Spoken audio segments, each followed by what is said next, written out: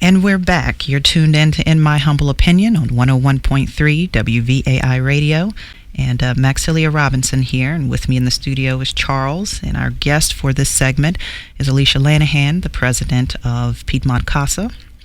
Alicia, to follow up to our conversation earlier, are the kids and the parents receptive when you all have to step into a situation? Are they like, finally some help, or it may be all across the board? I'm sure you probably have situations where people aren't so happy to see you, but maybe some where people are glad that someone's there to rescue them from whatever it is that they may be going through. People are often surprised that parents are by and large pretty cooperative. And that's in part because, our volunteers say, I'm a volunteer. Okay, and so even older intimidated. kids can't believe that somebody would do this for free. So I'm a volunteer. I'm not a social worker. I'm not part of the system that started this case. So that's the first thing. And they open by saying, I am here because the judge wants to know how you're doing and how your child is doing. And all we want is what is in his best interest. So we really are on the same side. And that may not use that terminology, but we have the same goal. What is in his best interest? So that really is a shared concern of parent and volunteer. So that does help. But volunteers are also, frank and honest with parents in terms of what their recommendations are going to be as a case progresses. So it is not always smooth sailing. Right. As far as the kids are concerned, we serve children who are infants, like right out of the hospital, infants through age 18. And so depending on the age of the child, the relationship with the volunteer is going to vary. And we tell our volunteers not to expect, to walk into a kid's life and have them say, yay, you are here. This is a really hard time that they're going through.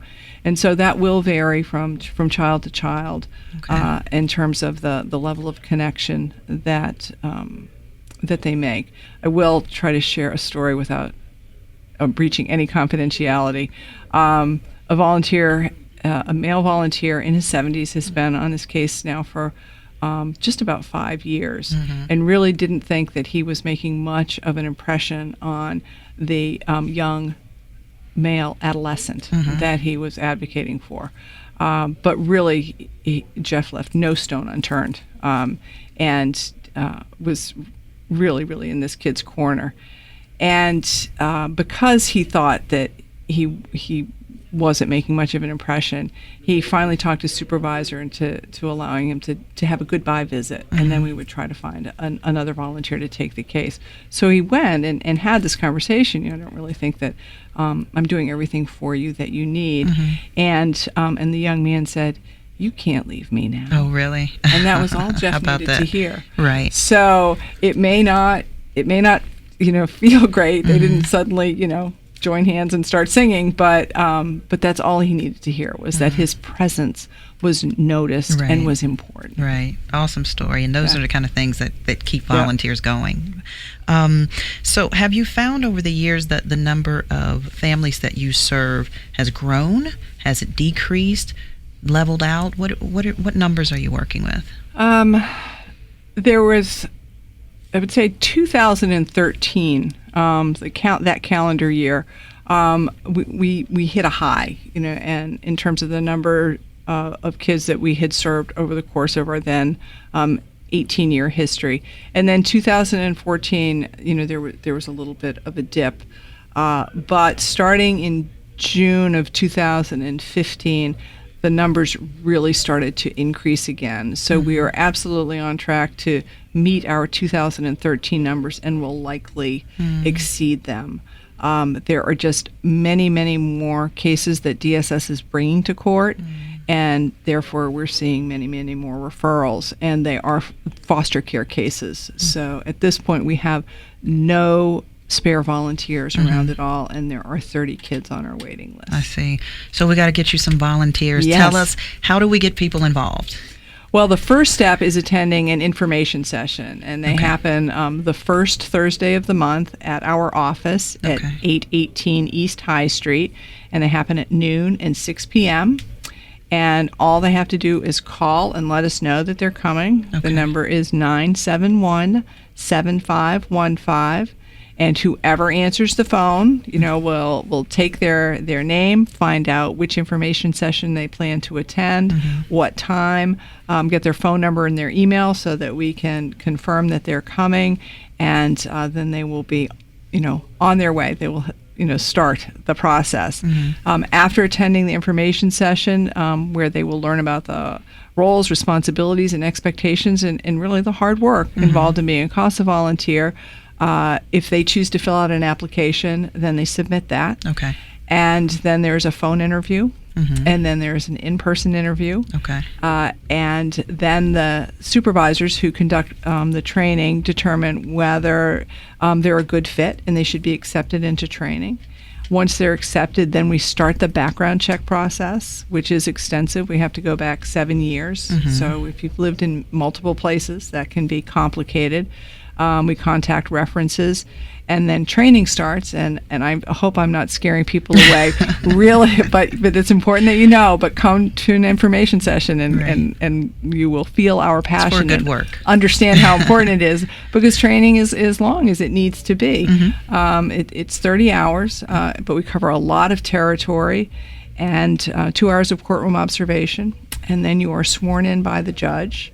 And I will tell you that once you become a volunteer, every time you go to court, regardless of which judge we're in front of, he or she will thank you for your service and tell you how much he or she appreciates what you do. Judge Barry, who's our presiding judge in Charlottesville and Albemarle, says when he has a file in front of him, he sees the outline of a child.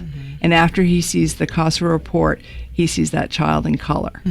He says the volunteers are the eyes, ears, and heart of the court.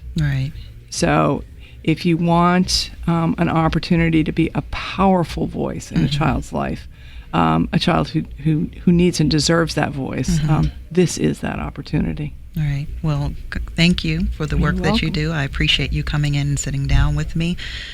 This is Alicia Lanahan with Piedmont CASA. She's the president of the organization, and you heard it here on In My Humble Opinion. Piedmont CASA does great work to help children in less fortunate situations have a better life for themselves. And so get involved, because someone out there needs you. Contact Piedmont CASA. Alicia, you want to give that telephone number one last time?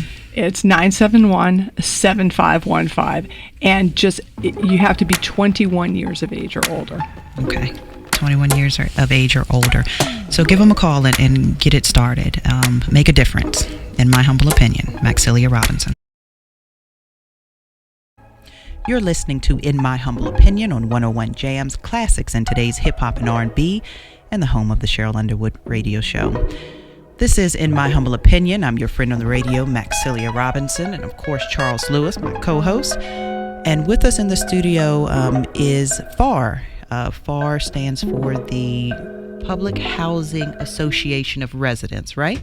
Correct. And I have two of its members here. As you guys know, we're doing a segment on housing in and around Charlottesville.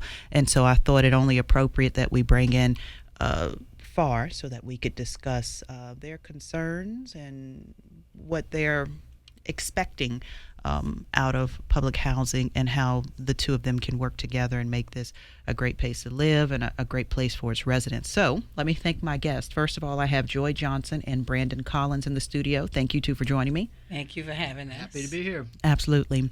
So let's begin just kind of talking about, I'll tell you what, let's talk about your mission. What is the purpose of FAR? Why was it created? And what is it that you guys set out to do? Either one of you. FAR was created to empower our residents through learning and collective action. One of the things that I learned really early in organizing, I recognized that a lot of people use empowerment very, very loosely. Right? Just empower. It just kind of like give you a a shock. Mm-hmm. But once you start learning and once you start seeing things, you realize that some people want you to be empowered for them, Right. Okay. Good point. not for yourself. Mm-hmm. And then that's how the rub comes with people not wanting to work with this person or whatever, not understanding that what we learned is giving us an in sense decision. So Okay. it's understanding it so I can vote the way that I understand it. Okay. But so for FAR, empowerment means we empowered the residents. Right. And so if you have residents who are not getting off the couch for a while, Okay. but they come to this internship program, and Brandon can talk a little bit about the Okay. internship program that we have, and they end up getting a job, guess what? Mm-hmm. Mm-hmm. They're empowered Right. because you empowered them to get up, Okay. get involved, and to do something. Okay. But back to your original question, though, is we want residents to be empowered. When we say empowered, is to be knowledgeable. Okay. Okay. So And you got knowledgeable about the rules, and knowledgeable one first because of your lease, Mm-hmm. but also knowledgeable about how you can go about negotiating things Okay. to make things better Okay. in your community. okay, and so you are made up of residents as well as board members. So or? we have 7 public housing sites in the city of Charlottesville. Okay. Under HUD regulation, we can either have a site-based organization, Okay. which means all 7 sites can have their own, or you can have a citywide organization. Okay. And there are certain things that you must do by HUD if you're going to form that. Okay. Once that is done, which was one of them is, and you can jump in, Brandon. One of them is a duly election every 2 years. It's by our bylaws. We have to have a bylaw. Okay. Bylaws, and the bylaws kind of dictate how you run the organization. Mm-hmm. And you have to have an election verified by a third party. Legal aid is our third party. Okay. And so every 2 years, we have an elections. Okay. And then there are other things and it's through 24 CFR. Okay. That's the code of regulation for housing. Mm-hmm. And 964 is the regulations that actually talks about if you're citywide organization, what you're supposed to do. So ours is made up of 2 current a legal person, meaning that you have to be on the lease. Okay. 2 people from West Haven, 2 people from South First Street, 2 people from Crescent Halls, and all the other side get 1. Okay. And so that's how our board is made up, and we just had an election. And then we have an advisory board, too. Okay. And we're always looking for new people to be an advisory, to join our advisory board, actually to learn and to help mentor the people that we have. Okay, we'll talk about that a bit later. Okay. And so the purpose of FAR is to kind of be the voice of the residents. So Mm-hmm. you attend meetings where they'll be discussing decisions pertaining to public housing and come back and relay that information? We have to relay that information. You have to also relay the information, negotiate on behalf of the residents. Okay. So when we hear things from people, they might not see us do something right away, Mm-hmm. but it's in the negotiation process when Okay. we go sit at the table Okay. and we talk about the lease, or we talk about how somebody was treated, or we talk about somebody living in a condition that they're not supposed to. Okay. Some things are better done negotiating, with a staff who knows, Okay. right? Because really, confidentiality is another part of what HUD tells you. You can't share information about people. And even though some people think everything I know I share it with people, it's not so, because confidentiality Right. is part of the empowerment. Right, piece, right. Right. Okay. And so a couple of weeks ago, I had your new executive director in, Grant Duffield, and he was a really nice gentleman, and he discussed a lot of, quite frankly, concerns with public housing, his intentions with it moving forward, but he addressed a lot of issues that it was having and how he planned to correct those or make those better.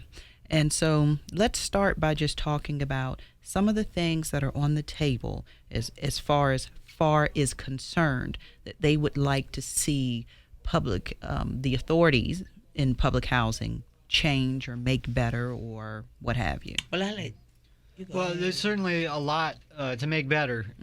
As you may be aware, in the past 3 or 4 years before Mr. Duffield came on, there was a fairly, I would say, hostile to residents and hostile to resident organizing director who left this housing authority in really bad shape on a number of fronts. Their finances were in terrible shape. The state of the properties were in bad shape. Their staff were in bad shape. So, the main priority as Mr. Duffield has come in, and he's still fresh, the honeymoon may be coming to a close, but, the priority is getting this housing authority back in working order so that it really can benefit all the residents. He's said their motto is residents first, and we certainly support that. We want to see the housing authority become the best housing authority it possibly can, and you do that by working with residents and working with the resident organization, which is FAR. And he's made great steps at working with us, and we're pretty happy about it. Not everything's perfect, but that is certainly the priority. And of course, it's no longer really an elephant in the room, but the elephant in the room is redevelopment. Okay. And we're all feeling that now is really the time to get serious about it. And we feel like we have a good partner with Mr. Duffield compared to some of the other partners that may be involved with redevelopment in the city and other places. He seems to get it when other folks in decision-making positions don't seem to get it. It's been my experience that the residents of public housing don't necessarily want redevelopment. And here's why I say that. Redevelopment requires some relocation. It requires, everything kind of, the way that the life is as they know it kind of gets, scattered for a bit while all of these changes take place. And so a lot of people don't like that, aren't keen on the idea of redevelopment for that reason. You kind of come in and stare up life as they know it. So it seems like they want it, but they don't want to go through the steps that it takes to get it. So is that assumption right? Is that analysis right? And if it's wrong, then help me to understand why it is. Your assumption is right. Okay. Most residents don't even see the connect to the day-to-day living and the day-to-day operation. Okay. Much less something as big as, relocating, packing up your stuff and moving it and relocating, and then maybe you can come back or maybe you can't or whatever. So yes, it's not a myth. Okay. It is a fact. Okay. That when it comes to redevelopment, residents don't understand it. Okay. And you think that's probably the key thing is that that's just it. Okay. Is that they don't understand it. Okay. Even with Garrett, I could say a lot about that, but they don't understand it either. Even Friendship though Court you're referring to. Okay. Even though a plan has been made, right? They don't understand it. And what I have learned, I can't speak for Brandon, but what I have learned is that until people can see the connect to anything, Okay. they don't. There's going to be a fear. So that's how I would answer it. I don't know. Do you want to put a spin on it? I think it's really important to recognize when we talk about redevelopment with residents, we almost always start off with what is redevelopment? Redevelopment is simply change. We don't necessarily know what kind of change that is. We can make some assumptions, but not knowing those things is frightening. If you're thinking about your future, any kind of instability when you're already maybe a little unstable in your living situation and whatever situation you're in, that's enough to shut a lot of folks down. I would also add on to it that a lot of folks went through the initial stab at making redevelopment happen and feel burned by the process. They feel like they put in a lot of energy into it and nothing happened, and so residents are highly skeptical that anything's going to happen. We've gone out on a limb and said, we see these things happening, we see that it's moving in that direction, We're going to be honest with you. We still don't know what it's all going to be about, but we know we need to get folks on board and understanding the processes that may be at play. That's frightening. We hope by continuing to educate residents about redevelopment, involving them in the processes in any way, shape, and form they can get involved, that will decrease their instability, so that they'll at least be somewhat knowledgeable and less fearful of the process, and in the long run be much better prepared to handle it when ground starts to get broken and people start to get moved around. You know, redevelopment is about redevelopment people, and I think Sister Holly alluded to that. When you redevelop, you're not just redeveloping, and developers and some counselors, they see it as money. They don't see it as people. Okay. But Mr. Duffield, he's creating a good relationship with FAR, and he is making plans for Brandon redevelopment to actually happen. I'm not going to spill the beans on too many things, but I've seen him, his approach very much in line with what our approach is with our positive vision. It's something we've developed with residents that we're continuing to develop, which is to be able to articulate a vision of the future that provides affordable housing, expands affordable housing, and makes some amends for Charlottesville's past, where it's really had a really negative history with urban renewal and other things. He's said some things publicly and privately that give us the hope that he supports the perspective that we're hearing from residents, which is we need to expand affordable housing. The Housing Authority is in the business of providing affordable housing, and redevelopment should not destroy neighborhoods. And when we look at something like the strategic investment area, some folks can see the writing on the wall and see the similarities with urban renewal at Vinegar Hill and Garrett Street, and how that went down. And maybe we've got a willing partner with the executive director to say, those were bad things. It wasn't just the process, but the reasons why they did those things were bad, and maybe we could do something a little different, something that's truly spectacular and that gives people a really bright future. I think he's there. We're all up against a lot of different competing ideas of how that's all going to play out. There's going to be some give and take. And we can empower residents is really the key. If we can inform them, so we want to get their input, but we have to have them educated before we get their input. So we can educate, then get their input, because then they're informed and they can give really valuable input. And then it really is a piece of getting residents in decision-making positions, not just hoping that decision makers listen to what residents have to say, but actually getting them in a position to make decisions and influencing some power from the community, if they can't be in those decision-making positions, to really assert some power over the process. Redevelopment is probably at the top of your list. Let's talk about some other things that FAR is working on. Well, we are in, I know air quality is one, but we're in the, there's a 5 in the annual plan every year. Okay. Which is required by HUD. And it has, the process hasn't went the way that we would like to see it go in the past years. The process of working on this annual plan? On the annual plan, right. There are 18 components to that, to the annual plan.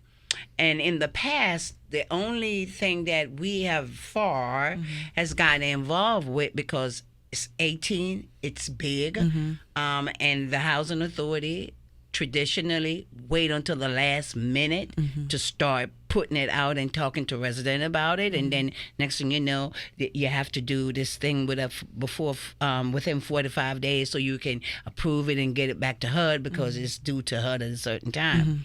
But if they would start, because the fiscal year of the Housing Authority start April 1st, And March the 31st, when that fiscal year end, if they will start the process on working on number 1 through 18, by the time we get to September and October, we should have already worked through all of what needs to be worked through. Okay. And he have decided, along with some of his board member, that they will try that next year. Okay. But right now, so the annual plan is one that we were working on. The capital piece has not happened, and we have encouraged Mr. Duffield that has to happen, because that's when residents come out, because it's about the now and then, the needs, like, my new refrigerator, again, my stove, the mold, the bed bugs, the way the site looks, that kind of stuff is there every day. My window haven't been fixed, or you have done so many reacts and you're supposed to come back and do it and they haven't been done. So those are the things that we can talk about. Okay. And so, and then there are some, the smoking policy is coming up, so that's going to be big, right? I have to give a shout out to Cynthia Neff, because she's one of our, she's an advisory board member, or she's on the development committee. And one of the things she said that just stuck with me, she said, FAR does a wonderful job, but people really doesn't know what you do. They don't know the work that you do, because you all are doing good work. And so part of what we have to do is not just educate the residents, we also got to educate the community. Right.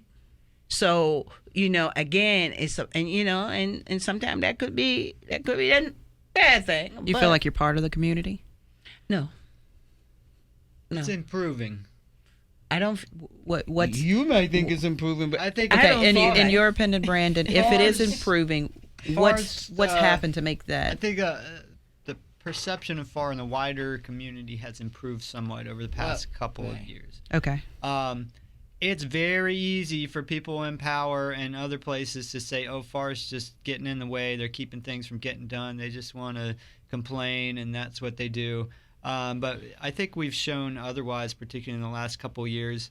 And we've made significant outreach to the wider community on redevelopment through our positive vision for redevelopment, really trying to get the rest of the community to understand the value of having a resident plan for redevelopment, and then getting their support for what's actually in the plan, right? So there's the concept of it, and then there's the content, and we're working really hard on that. It's it's slow going, but I think it's improving.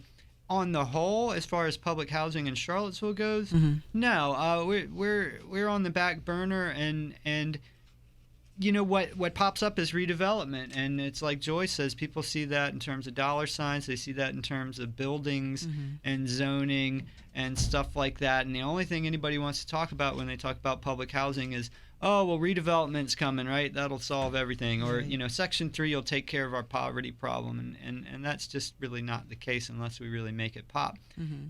So yeah, that's frustrating, because there are people under some great circumstances in public housing. Most of the people are working. Who are eligible to work, and there are all kinds of different folks in public housing. There's families, there's students, there's kids who are excelling. There's some great things that go on in public housing, and there's some serious struggles that are going on.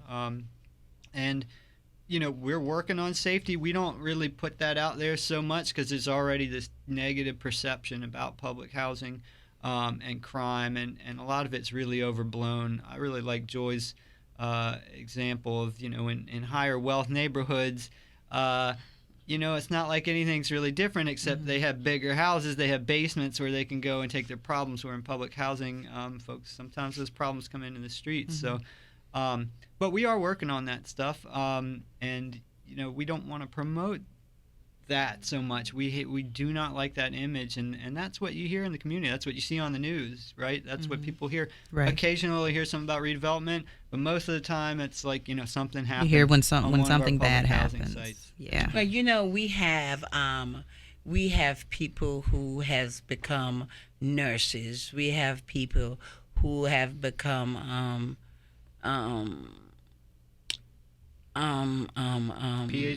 PhDs. We have people who is working in a lawyer's office. We have we have people who are working in the jails. We have people who have excelled, but that never get highlighted.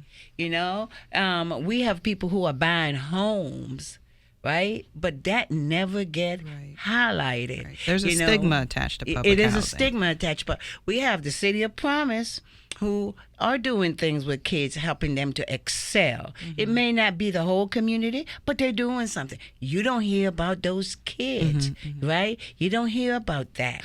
But going forward, they made it plain way back when Cisneros was in office that they're not putting any new money into building new public housing. So housing authority across the country has to look, cities around the country has to look at something else about how you take care of the least of the least who are living in your city, but it just happened to be public housing. I do want to touch on internships and things like that, but before we kind of draw this to an end, is there anything else that I'm missing? Are there any points that we really want to talk about here? Well, safety is a problem. Okay. I got, safety is a problem. I always have been a problem. It's, safety in Crescent Halls is a problem. We hear from the residents all the time. Some of us see it, but what concerns me a little bit is that we ain't seen that police chief or met with that police chief since he been here. Now I'll tell you, your new ED and I discussed safety, and the point that I made to him is that everybody says that they want to feel safe and be safe where they live, which is fair. That's their human right. But the thing is that when you ask for more safety, that means more policing, right? And your executive director, I believe, said not necessarily. Not necessarily. I was going to say that. But when you do give more policing, then it becomes, why are they always in my neighborhood? Yeah. Why? It's a nuanced situation. It's for me. The way you patrol and protect other communities, I want you to do the same. So tell me what's your form of this protection? You want to see it on both ends, from the housing authority and from the police department. The police is not the landlord. The police department is not the landlord. Okay. They are a public service to serve and protect where things are just out of control a little bit, or just needs a little peace and quiet or whatever. But the housing authority has a contract with each and every one of us. And if they're not holding people accountable, you can ask the police officers to help with safety, right? When I talk about safety, it means lights. Okay. In dark, where places are dark. Okay. It means, making sure that elderly people are not preyed on. It's about, where if someone is disrupting my peaceful enjoyment, how you deal with that, right? So that's safety. That's not the police officers' piece. But there is another piece of how our residents, or how young men and women view police officers. There is not a good relationship there. So my conversation with the chief wouldn't be about enforcing the lease, but it's about how we can have a better relationship with your police officers, because we don't. And you said you haven't spoken to him. No, we haven't seen them, haven't gotten an invite, and we haven't invited him either, because that worked both ways. Right. Okay. So those are the things. I think safety is always at the top.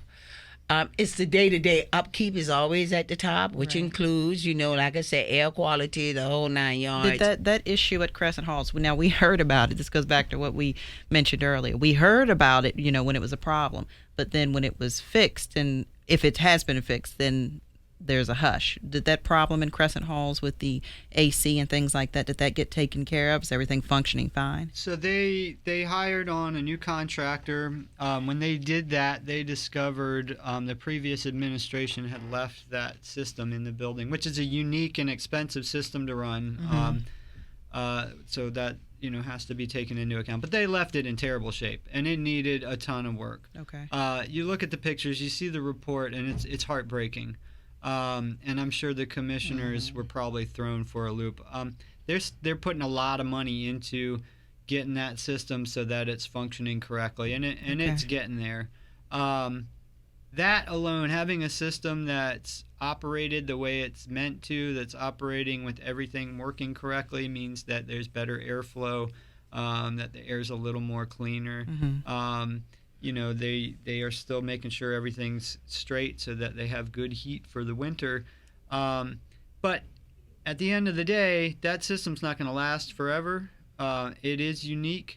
There's very little outside air that comes into that building because of that system. Okay. And something's going to really need to change. Now, there's some other things on air quality they can do over there, and that's a priority for FAR and hopefully the Housing Authority. One is actually carpeting. The more folks can get rid of their carpets, which are nasty and weren't getting replaced on time anyways, just get rid of those. That will improve air quality immensely. That, along with maintaining this HVAC system the way it's supposed to be maintained, will help. They're going to have to come up with a little better plan moving forward. There's leaks in that building that causes air quality problems. But ultimately, they got to find a way to bring in fresh air into that building, and that's going to mean a new system, which means redevelopment. I mean, some kind of something, or they could spend $1 million, $2 million on a whole new system.